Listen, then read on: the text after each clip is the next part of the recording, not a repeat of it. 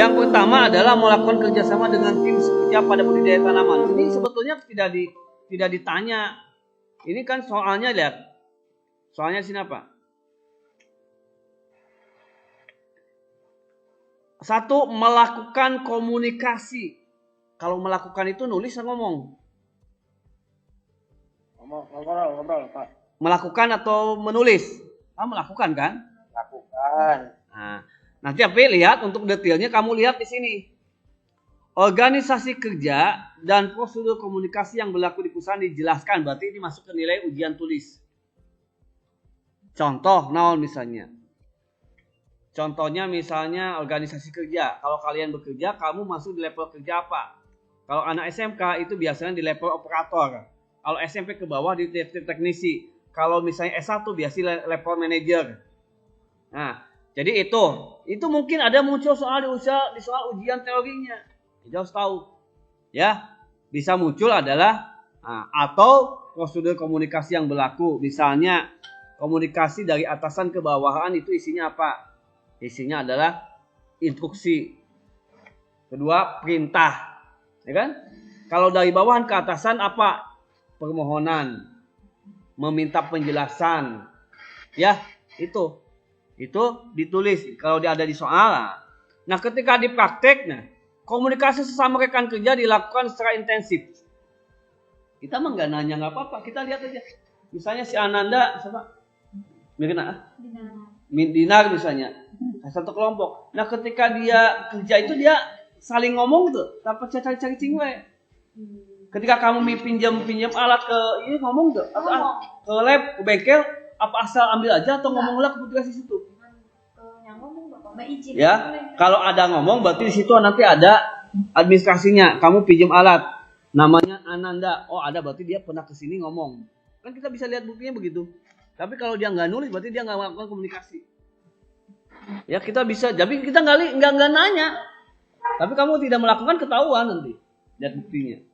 Ya, dengan sama. Kemudian dengan atasan. Nanti kamu ada ketua kelompoknya. Kayak kemarin. Ada nggak ngomong ketua kelompok? Atau kalau tidak kelihatan disimulasikan nanti di kelas. Nanti si Ananda sebagai manajernya, Dinar sebagai bawahan. Nanti kalau si Dinar ngomong ke atasan gimana? Simulasikan silahkan. Ya, nanti tolong kalian siapkan sebuah rencana budidaya. Nanti dari rencana budidaya itu nanti ada akan dilaporkan ke atasan, disiapkan. Ya, supaya tengah dadak. Kalau dulu aja yang tugasnya dari Bapak kasih ya. Ini dilakukan, berarti yang nomor 1 nanti itu kamu di ujian tulis, nomor 2, nomor 3 itu dipraktekkan. Nanti enggak? Nah, kamu merasa bisa melakukan itu dan sudah pernah melakukan itu, berarti checklist oleh kamu di sini. Pulpen ya, checklist. Ya. Yang kedua, melakukan koordinasi pada budidaya tanaman kedelai. Nah, ini koordinasi, ini belum kerja, ini masih koordinasi. Tadi informasi hasil komunikasi dicatat, ini masih satu serangkaian. Misalnya kamu ada simulasi. Ketika kamu sebagai bawahan dicatat. Dia instruksinya apa? Ya, ditulis dengan tepat. Kemudian tindakan lebih lanjut dilakukan dengan kebijakan organisasi. Kemudian misalnya saya mau menyampaikan permohonan. Pak, saya mau lakukan budidaya tanaman kedelai membutuhkan dana sekian juta. Bapak itu dilihat misalnya ke atasan itu proposalnya. Oke, bagus. Tapi mohon ini perbaiki ya. Ini nggak masuk akal. Masa ini 1 hektar pekerjaannya 100 orang nggak masuk akal. Ini biasanya juga cuma 50 orang juga atau 20 orang beres misalnya. Coba kamu cek lagi. Nah, kamu tulis kan? Nanti ada tindak lanjut. Tindak lanjutnya apa? Dicatat nanti dalam tulisan itu. Tindak lanjutnya memperbaiki proposal. Ya. Oh, saya bisa melakukan ini, checklist. Paham? Terus, nah ini 1. Yang kedua, membaca dan menginterpretasikan data agroklimat. Ini dulu pernah Bapak tugaskan pada kalian. Makanya, kumpulkan informasi kondisi agroklimat. Berarti ini mengumpulkan. Ini namanya mengumpulkan, mencatat. Berarti ini pekerjaan. Berarti Yang kamu lakukan disiapkan di sini, kamu melakukan cari data sekunder. Data sekunder dari apa? Dari agroklimat. Agroklimat itu Pak, iklim atau persyaratan tumbuh yang dibutuhkan oleh tanaman. Misalnya budidaya tanaman kedelai cabai. Nah, berarti kamu cari syarat tumbuhnya apa aja. Suhu berapa, pH berapa, apalagi. Banyak tulis. Nah, itu data sekunder kan? Nah, kemudian kamu cari informasi di Maja, suhu di Maja berapa? Ya. Nah, sudah dapat data itu, kemudian kamu lakukan dengan pengukuran di lapangan. Kalau ada termometer, kamu dikasih termometer, ukur suhunya berapa di kita umumnya. Ya. Kemudian dikumpulkan data itu, kemudian ditulis ya, ditulis. Berarti ada penulisan datanya, kemudian disimpan untuk bahan pertimbangan dalam perencanaan. Disimpan, misalnya kamu data nulis nih, seolah-olah nulis atau beneran nulis.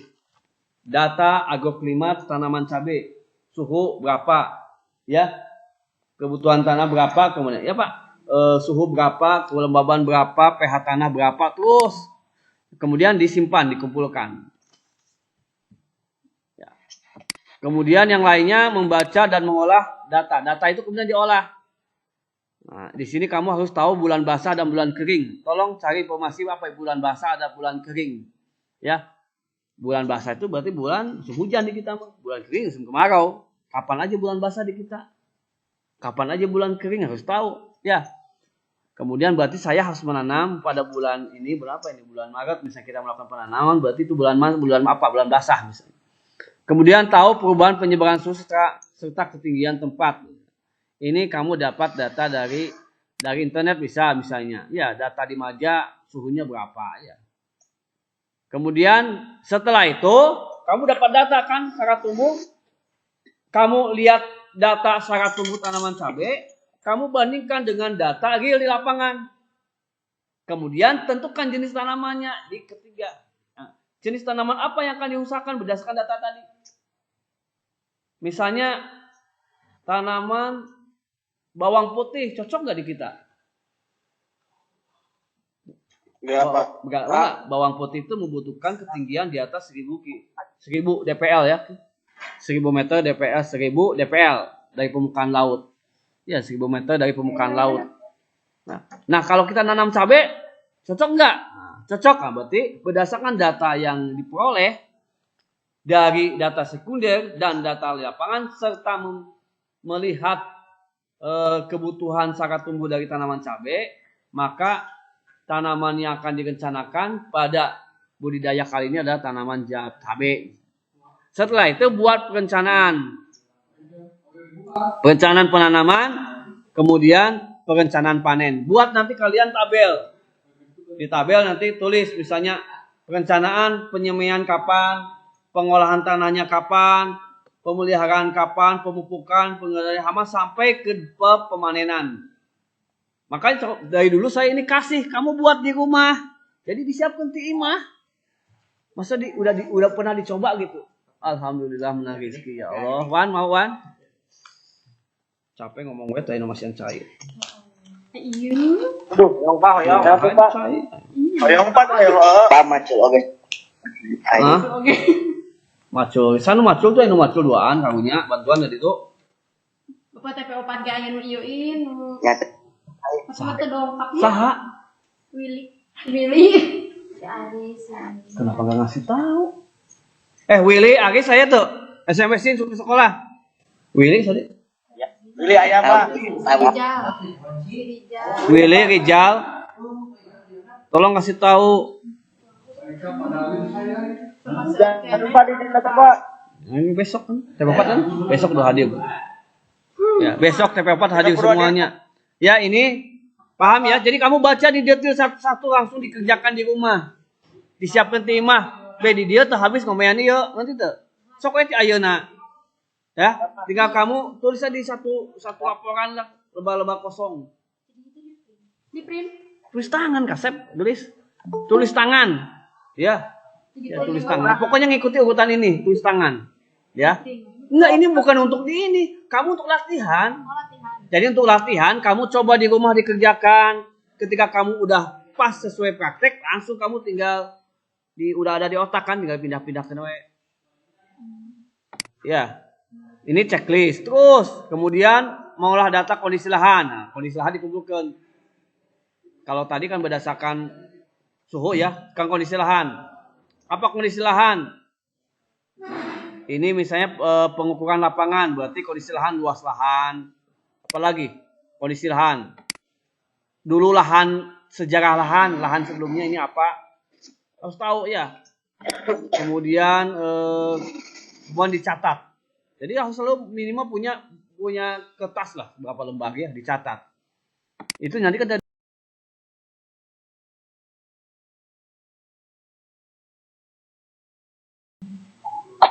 ini udah jelas ya? Kemudian jenis tanaman tadi ya. Setelah kita dapat data iklim, kondisi lahan, baru kita menentukan jenis tanamannya. Kemudian perencanaan tanamannya, ya, perencanaan berdasarkan data tadi. Berarti tanamannya tanaman apa, mau ditanamnya di mana, ya itu nanti di semacam kayak proposal aja. Ini unit 3. Unit 4 membuat perencanaan. Ini hampir mirip-mirip, tapi sebetulnya nota 5 kan masih awal ya persiapan. Ini baru membuat jadwal. Berarti jadwal harian dimulai penyemaian sampai ke panen. Dah anggap rendah, euy.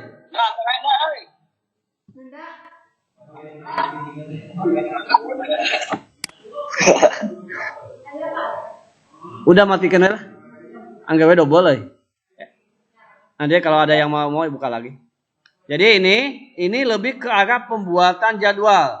Membuat jadwal harian dimulai apa tadi? Merencanakan, menyemai, pengolahan tanah sampai ke panen. Kemudian berdasarkan prioritas nanti. Prioritas yang penting apa? Kemudian pengaturan bahan. Diatur sesuai dengan jadwal. Penggunaan bahan. Nanti penggunaan bahan, mana bahan yang sering digunakan, mana alat yang sering digunakan. Kemudian membuat laporan rencana kerja. Jadi kamu buat jadwal dulu, mengatur bahan, alat, dan cara kerja. Misalnya mengatur bahan, misalnya untuk penyemaian, bahannya apa saja, alatnya apa saja, peralatannya apa saja. Kemudian membuat laporan. Membuat laporan itu berarti ini dikompilasi. Berarti kalau membuat laporan ini kayak membuat proposal. Jadi kalau tadi kan datanya terpisah-pisah. Nah, kemudian di terakhir buat proposal. Proposal dulu kalian sudah buat, Bapak udah bahas di awal dulu ya pertemuan di kelas 3. Ini baca aja, kemudian baru kita praktek. Ini perencanaannya udah banyak nih, 3 unit ini. 3 unit berapa KIKD ini. Kemudian menerapkan K3. Ini K3 mah tinggal praktek ini udah biasa kita lakukan dah. Yang penting kamu pakaian alat yang digunakan sesuai dengan pekerjaannya. Ya, masker, sarung tangan, topi, sepatu boot. Yang penting itu pakai aja. Ya. Kemudian peraturan ini ada yang mesti di teorinya. Jadi kalau ada di sini ada teori, ada menjelaskan, berarti ini pasti ada di ujian teori. Berarti kamu harus tahu peraturan K3 yang berlaku apa saja.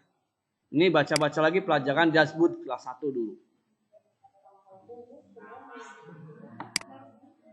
Hah?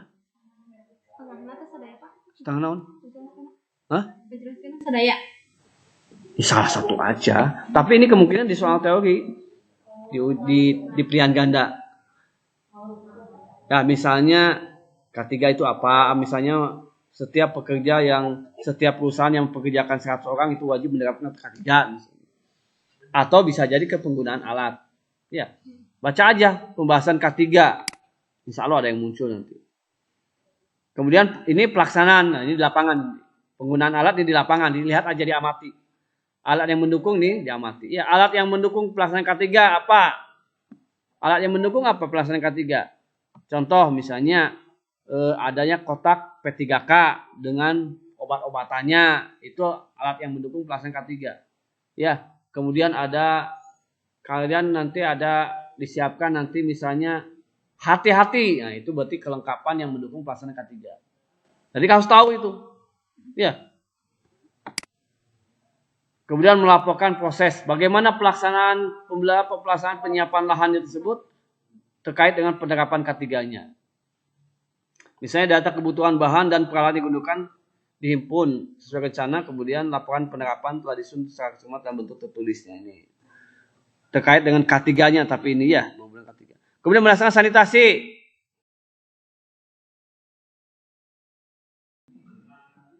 Apa prinsip kerja sanitasi? Ini dijelaskan berarti soal teori. Diidentifikasi alat bahan tahu kan, untuk sanitasi apa saja, ini tahu.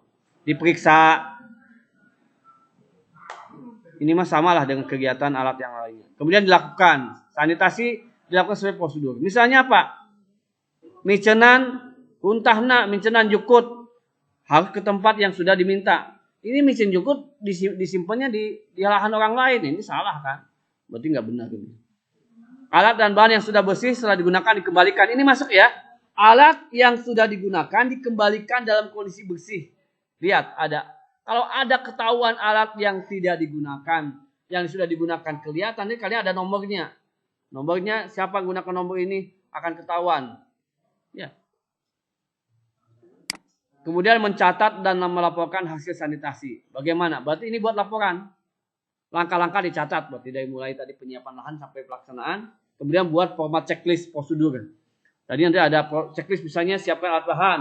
Dilakukan atau tidak dilakukan. Kemudian misalnya penyiapan alat bahan dilakukan. Pelaksanaan studi prosedur dilakukan. Membuang sampah pada tempatnya dilakukan. Ini ada checklist prosedur diadministrasikan. Ribetnya. Ini ya.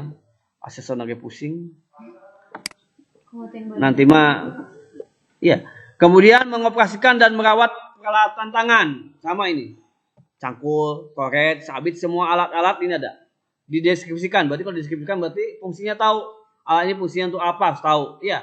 Kemudian didata kelengkapan dan kesesuaian dengan fungsinya ada nggak di bengkel. Kemudian penetapan penggunaan jenis peralatan dijelaskan tujuan dan fungsi. Apa yang kamu digandangkan sesuai dengan pekerjaan yang akan dilakukan. Kemudian menggunakan. Nah ini menggunakan praktek ya. Sesuai dengan pekerjaannya. Ada K3 dia. A. Mengikuti kaidah. Jadi kalau ada yang luka atau menggunakan traktor, udah luka, misalnya udah jatuh, tertimpa, tanggap pula ya. Ini. Jadi kenapa? Berarti dia tidak mengikuti K3. Nilainya udah jelek juga kan. Kemudian merawat. Berarti ini membersihkan, menyimpan kembali pada tempatnya. Ini semua ada ya. Detil banget nih. Ada di semuanya. Sebetulnya ini sudah dilakukan oleh kita. Tapi kadang-kadang enggak. Ya kadang lupa ya. Kemudian melakukan pengolahan lahan. Ini yang penting. Melakukan pengolahan lahan.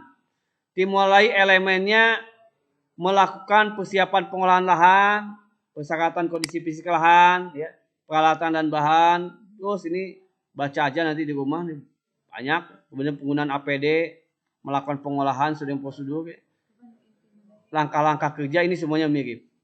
Kemudian mengoperasikan nih. Ini kan kemarin ada mengoperasikan dan merawat traktor, lihat. Ini mesti tahu di sini apa aja isinya. Mengidentifikasi prinsip kerja traktor. Jadi kalau yang perempuan kemarin tidak bisa, tapi tahu prinsip kerjanya. Kalau bisa mah harus bisa, karena di sini ada menerapkan prinsip prosedur kerja dan mengoperasikan. Lihat, mengoperasikan. Berarti kamu harus bisa, ya, mengoperasikan, kelengkapan lisensi dan seterusnya. Kemudian ini melakukan pengapuran dan lahan. Berarti kamu nanti cek pH-nya berapa. Kalau asam berarti saya lakukan pengapuran. Ya. Ini persiapan pengapuran lahan. Nanti kamu baca aja. Sampai ini hampir mirip ya. Kemudian melakukan pemupukan organik. Juga mirip ini. Sama dengan prosedur kerjanya sama. Kamu baca aja di rumah. Sampai perhitungan. Ada perhitungan di sini ya. Perhitungan pupuk. Ya. Pupuk dihitung ya, sesuai dengan kebutuhan. Kemudian melakukan pemupukan. Berarti macam teknik pemupukan harus tahu apakah di samping kanan atau melingkar atau diawurkan, macam-macam. Kalau ada mencatat dan melaporkan, berarti ini buat laporan. Ini enggak? Pokoknya ini akan jadikan portofolio. Jadi kalian nanti mengumpulkan hasil itu berdasarkan portofolionya. Mengumpulkan laporannya ya. Membuat jaringan irigasi ti ayeuna. Nyangan informasi membuat jaringan irigasi gimana? Kemarin banyak yang tidak bisa di sini. Membuat jaringan irigasi dan drainase. Drainase itu kan kamalirna lah dibuat petanya.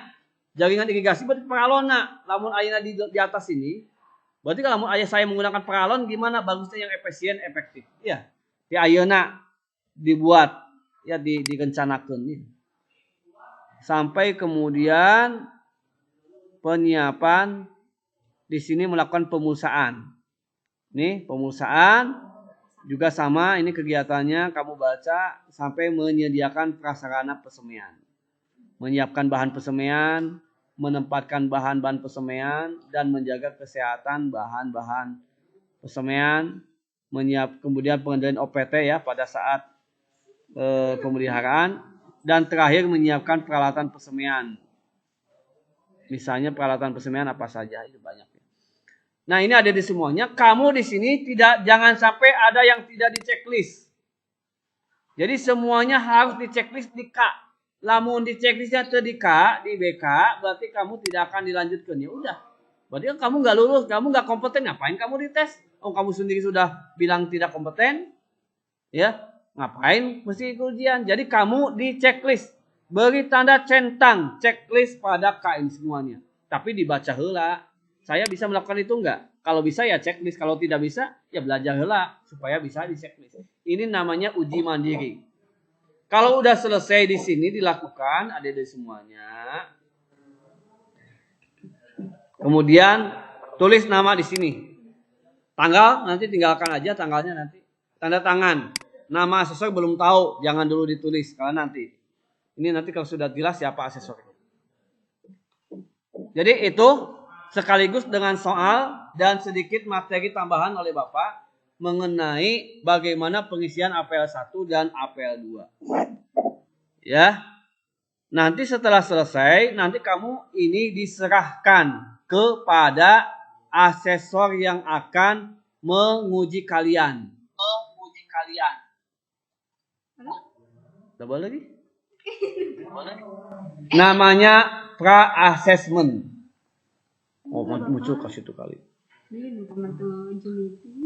Hah?